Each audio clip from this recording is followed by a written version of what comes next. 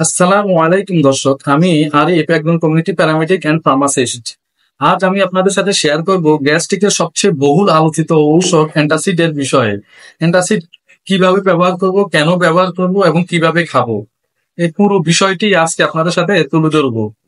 তাই ভিডিওটি না টেনে পুরো ভিডিওটি দেখার জন্য অনুরোধ করছি।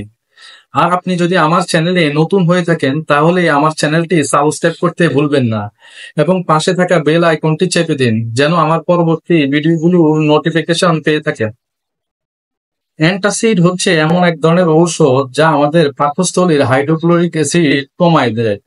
মানে যে অ্যাসিড পাকস্থলীতে তৈরি হয়ে গেছে সেই অ্যাসিডগুলোকে নিউট্রালাইজ করে বা কমায় দেয়। কিন্তু পাকস্থলীতে অ্যান্টাসিড গ্যাস উৎপাদন বন্ধ করতে পারে না।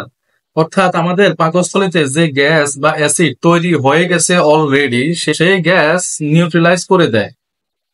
অর্থাৎ আমাদের পাকস্থলীতে যে গ্যাস বা অ্যাসিড তৈরি হয়ে গেছে অলরেডি এবং বুক জ্বালা পোড়া করতেছে, ওই অবস্থায় অ্যান্টাসিড খেলে অ্যাসিড নিউট্রালাইজ হয়ে যায় বা আপনার পাকস্থলীতে থাকা গ্যাস কমায় দেয়।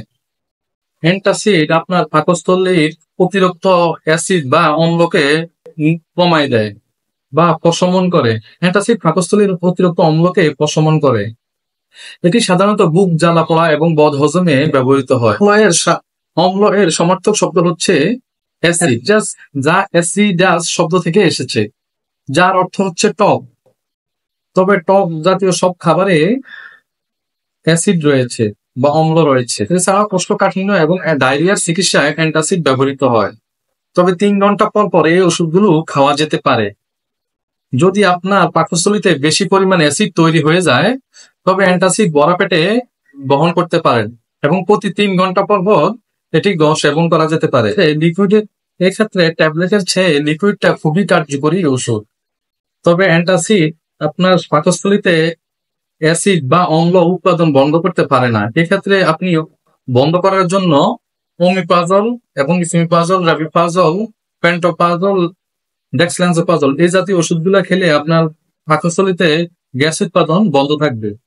আবার আপনার পাকস্থলীতে যখন গ্যাস উৎপাদন হয়ে গেছে অলরেডি বা গ্যাস আপনার পাকস্থলীতে ভরপুর হয়ে গেছে, তখন কিন্তু ইসিমিপাজল, ওমিপাজল, রাবিপাজল, পেন্টোপাজল, ডেক্সলান্সোপাজল এই ওষুধগুলো কোনো কাজে আসবে না।